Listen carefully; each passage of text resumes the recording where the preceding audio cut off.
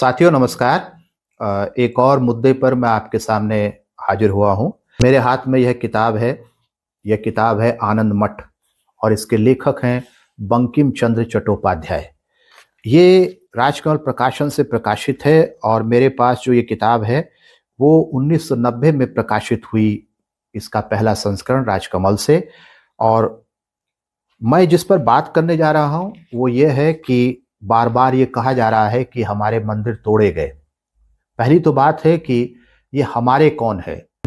अजीत डोभाल जो हमारे national security adviser हैं उनके मुंह से यह बात सुनना बहुत ही अचरज करने वाला और डराने वाला है कि हमारे मंदिर तोड़े गए। एक नेशनल सिक्योरिटी एडवाइजर के लिए हमारे तो सभी होने चाहिए थे, लेकिन उन्होंने अपने आप को केवल हिंदुओं के साथ जोड़ दिया है। मैं यह बताना चाहता हूं कि अगर लोग इतिहास का बदला लेने पर आ गए तो कितनी मुश्किल होगी इस देश में, और इस देश में कितनी अफरा तफरी मच जाएगी। बंकिम चंद्र इस किताब में खुद बताते हैं कि सन्यासी विद्रोही जिस जगह पर रहते थे, जहां उनका ठिकाना था, वह एक बौद्ध मठ था।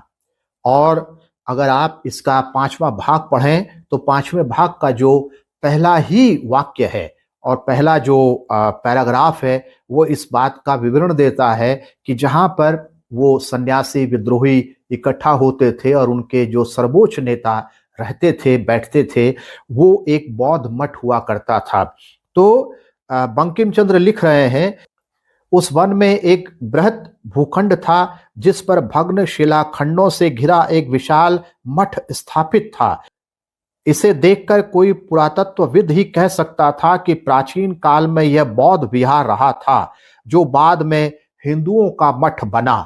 यानी कि बंकिम चंद्र खुद कह रहे हैं कि ये जो बौद्ध विहार था जिसे तोड़ करके हिंदुओं ने अपना मठ बना दिया और बाद में जो है सन्यासी विद्रोही इस मठ में रहने लगे और यहां से अपनी गतिविधियों का संचालन करने लगे।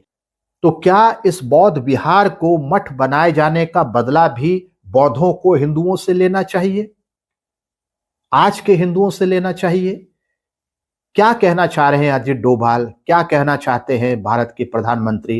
क्या कहना चाहते हैं आरएसएस के लोग, जब वे लोग जो है 1000 साल पहले हुए किसी अन्याय का बदला लेने की बात करते हैं?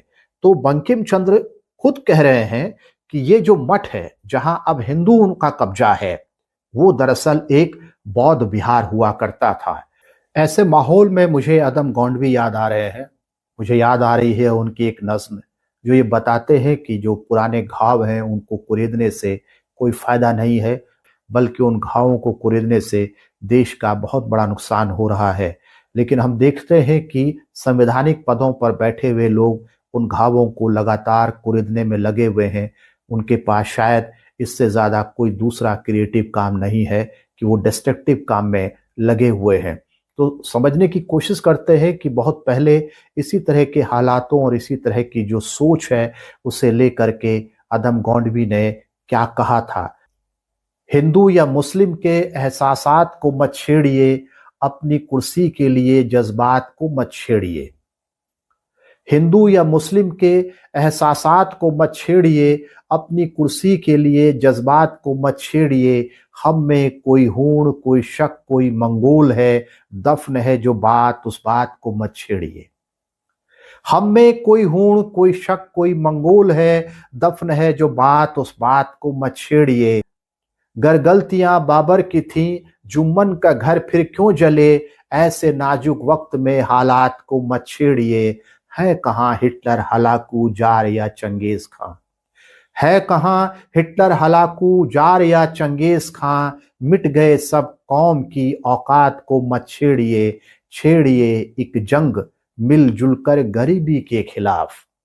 छेड़िए एक जंग मिलजुल कर गरीबी के खिलाफ। दोस्त मेरे मजहबी नगमात को मत छेड़िए। तो क्या कह रहे हैं अदम गौंडवी? अदम गौंडवी कह रहे हैं कि अगर आपके पास सामर्थ्य है, शक्ति है, सोच है, तो गरीबी के खिलाफ लड़िए, आप जुल्मत के खिलाफ लड़िए। आप जो जलालत की जिंदगियां लोग जी रहे हैं, अपमान की जिंदगियां जी रहे हैं, महिलाओं के खिलाफ जो इतनी हिंसा हो रही है, दलितों के खिलाफ जो इतनी हिंसा हो रही है, और जो लोग भूखों मर रहे हैं, लोगों के पास नौकरियां नहीं है, उस बात के खिलाफ एक जंग छेड़िए और वो हालात ठीक करने के लिए अपनी सोच और अपनी सामर्थ्य को लगाइए। लेकिन हम देख रहे हैं कि देश के शीर्ष पर बैठे हुए जो नेता हैं और उनकी राजनीति है और देश के संवैधानिक पदों पर बैठे हुए लोग हैं, वो भी जो है एक ऐसी आग लगाने की कोशिश में लगे हुए हैं जिससे भारत का नुकसान ही होने वाला है। नमस्कार, मैं बीरेंद्र सिंह रावत।